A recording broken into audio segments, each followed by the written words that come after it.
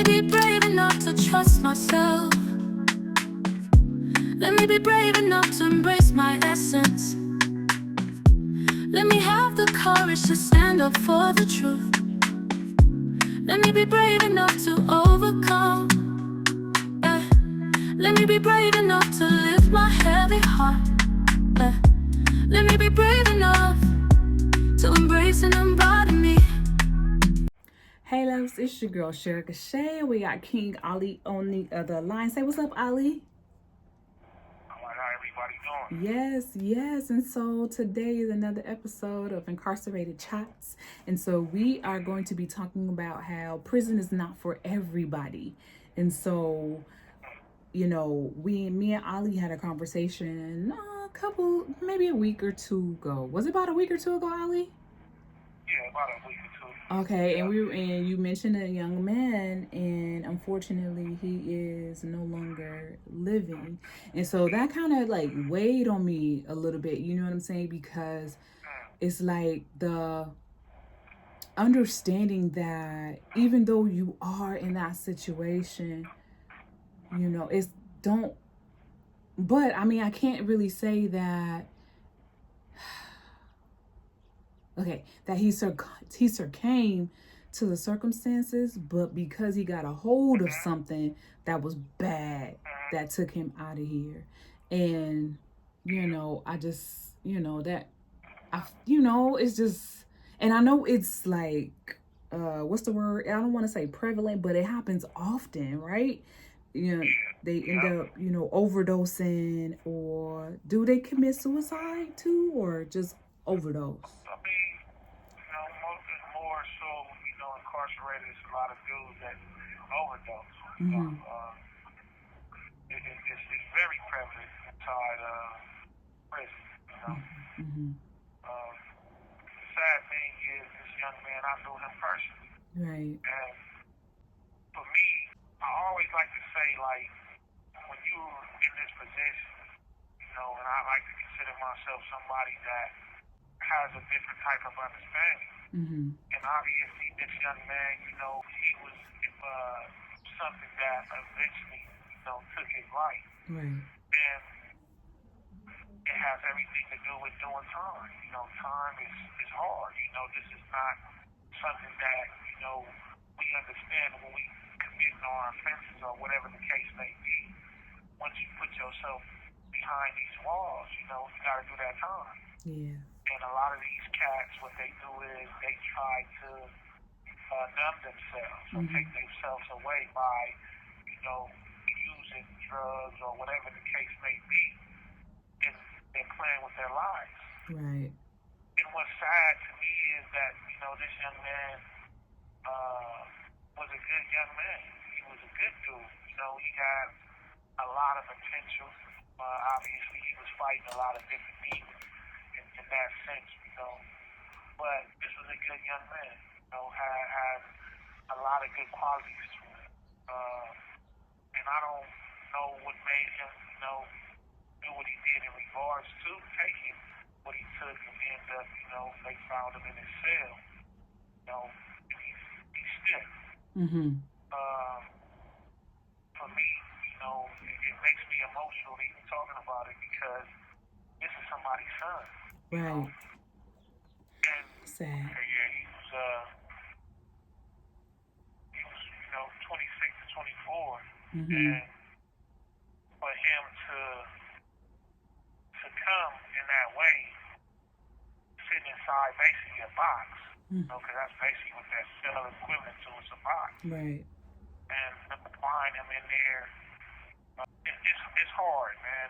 To be honest, to even try to elaborate on it. This young man laying in the cell, he's dead. And the sad thing too, and I was kind of speaking to that to somebody in here, now that situation turned into his cellie being investigated, because he had a cellie. Right. And this set of his, he was on his way out the door. So it not only affected that young man's family, it affected his cellie family. And God God, man, I'm gonna keep him in prayer as well because he definitely needed, because he's in a situation. We just have to learn, really learn from things like this and put them in proper perspective. Prison is obviously not a place for nobody. That's just the reality, right? But they created prison because they had to create it because this is the system that they run, right? Mm-hmm. But at the end of the day, doing time, it becomes reality for some of these young men. Mm-hmm. And they don't understand what doing that time means. Yeah.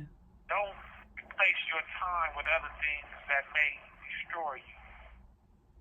Working out, reading, even some of the things you do. Say, you big on meditation.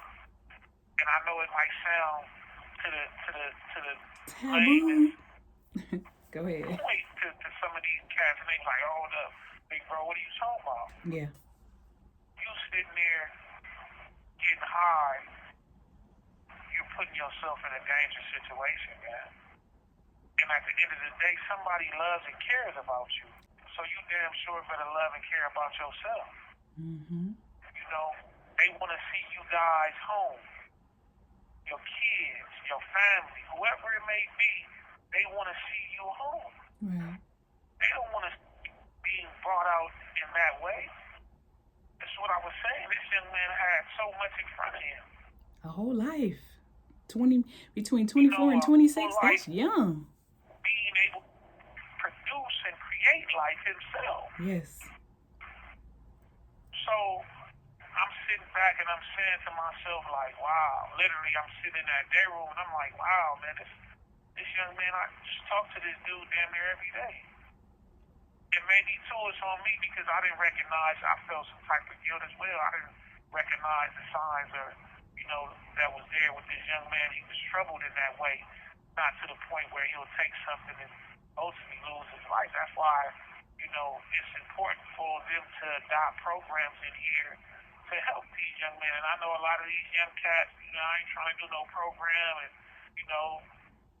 it's something that has to be done because coming in from the streets, a lot of these dudes wasn't even on drugs. They didn't do drugs on the street. Mm-hmm. They came prison and started using drugs and became worse. Mm. This plays with your mind in this type of environment. And like you were saying earlier, when you was mentioning about somebody that you knew that was on drugs, they chasing it. Oh, yeah. So we lost that part. I got to tell that story. Because that part got lost. So, go ahead and break that down. So we did like a whole little, we had a whole 5-10 minutes we lost because it wasn't recording.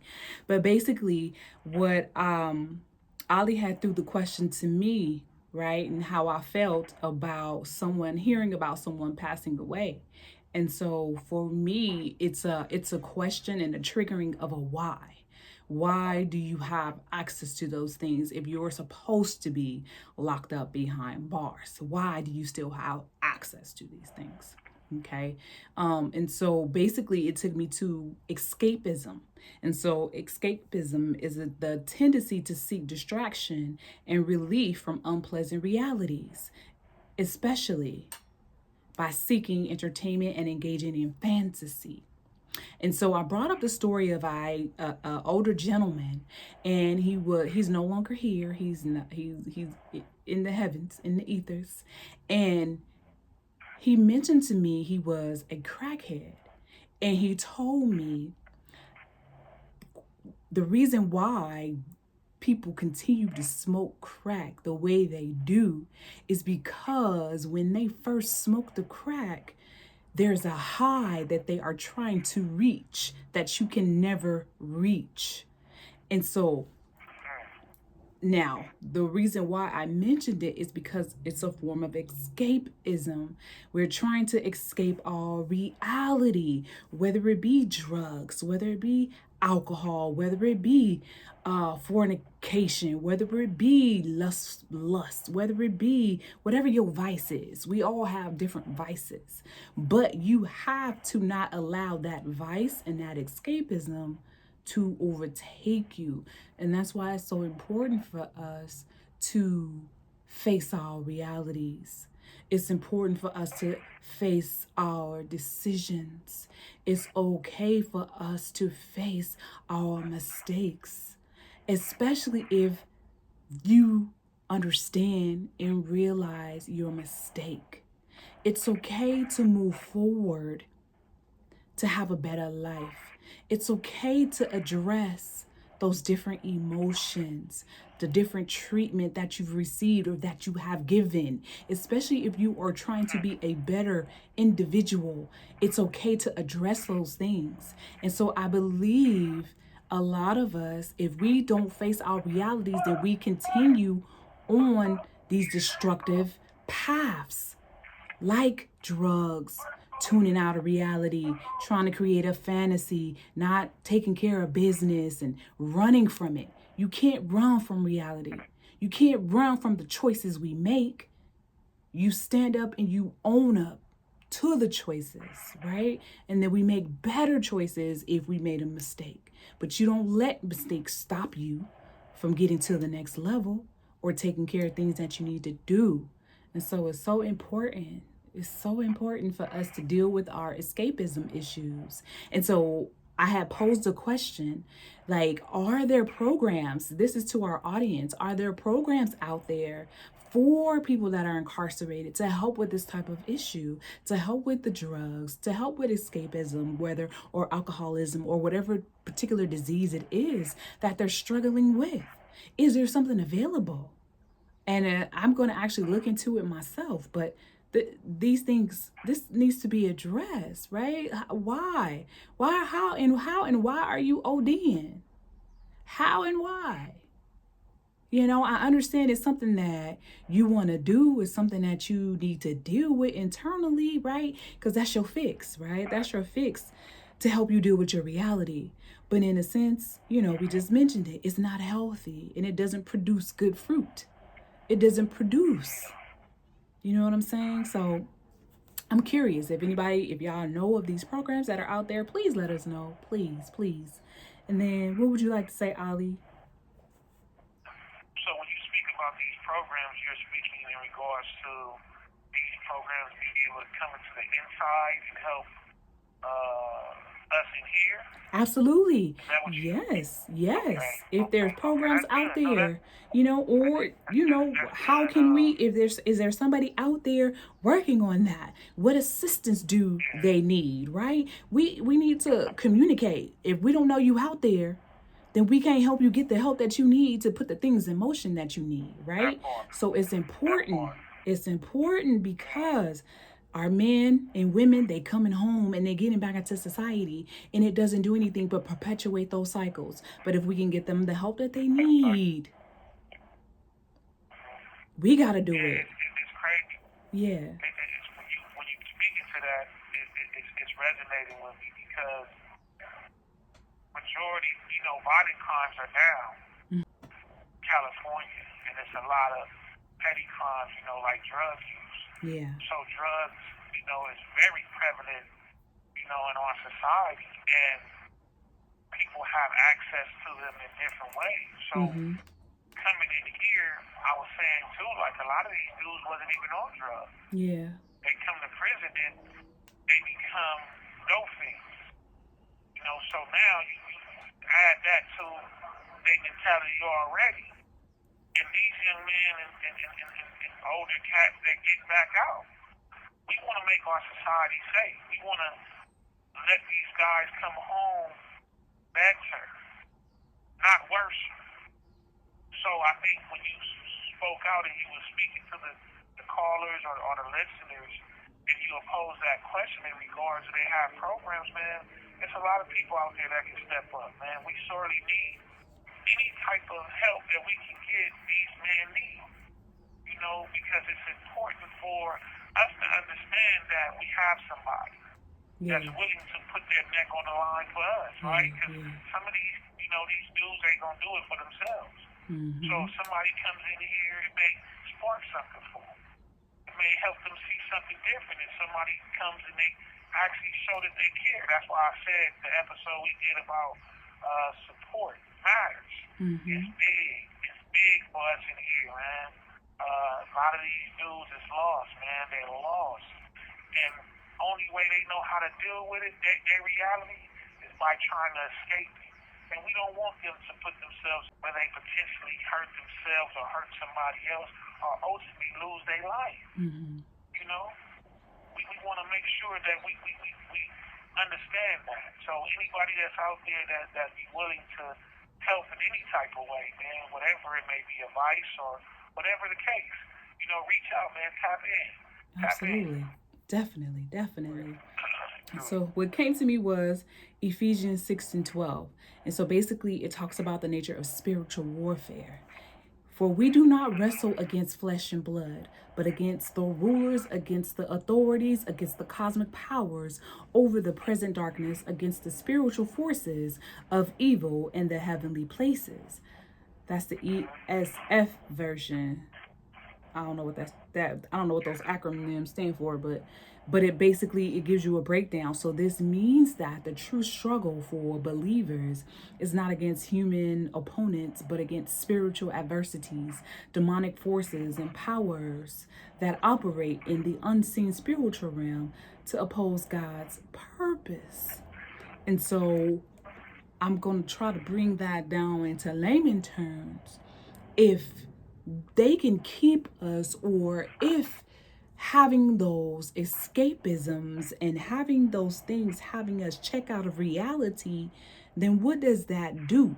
That doesn't keep us focused in the present moment, not allowing us to rise and live in our best selves. And what I mean by is our best selves, I really mean our higher self. I really mean the self that is truly connected to God. And so it's important for us to face our realities. We got to face the things that are tearing us up inside. Because if we don't face those things and we continue to harbor them and hold them down, they come up in different ways. So it's important to address those things and pray. Speak life over yourself. You pray, God will answer. And we know life and death is in the power of the tongue. But I really need you to really see and understand that you are a gift. You have gifts. You deserve to be here. You're a piece of the puzzle. You're a piece of the structure.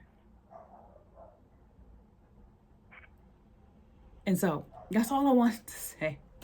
Because I don't know why that just dropped, because I think it's even bigger, right? So the people that are up in high places, right? Like this kind of goes back to the question when I said, well, how is it possible that they're even able to get access to this drug, right? These different things. How? People in high places. The dark entities and spirited people in these places having access to help destroy. And so that's all I wanted to say. I don't know if I'm gonna put that in there because I don't want to get banned. I don't want to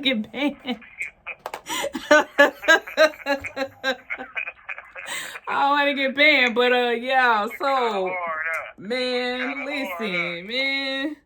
So what was I about to say? Okay, and so y'all, do you want to say something else to the people, Ali?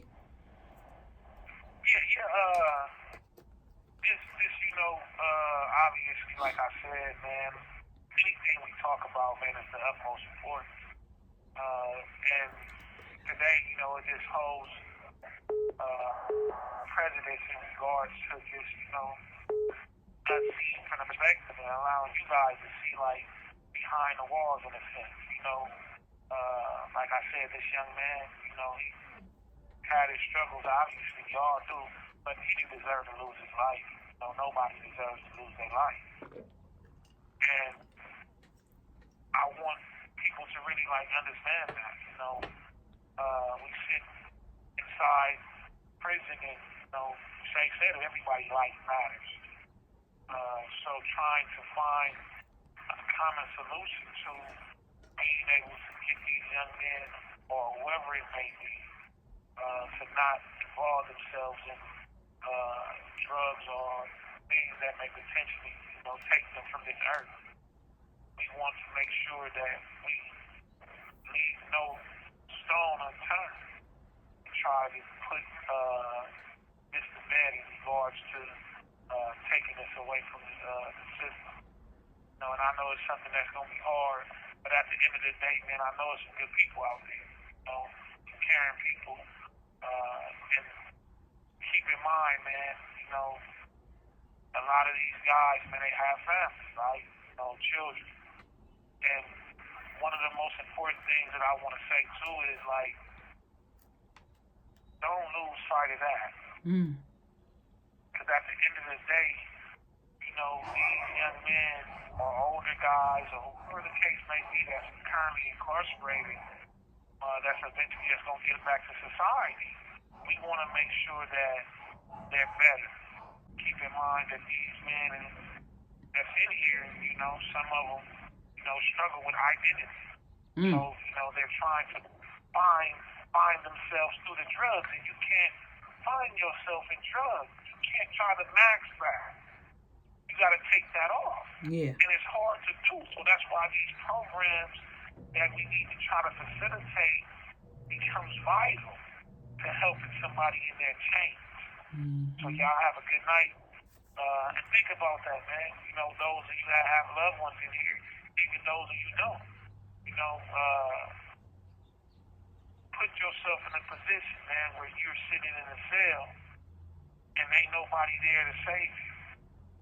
It speaks to a bigger issue, man. And this is what I think Shay was saying. Absolutely. This young man in the cell, he's stiff. He's stiff. And ain't nobody there to save him. Y'all, thank y'all for being here. Again, if you know of anybody that's trying to put these programs together, or if there are programs out there, please share those programs with us, because I really want to know about them.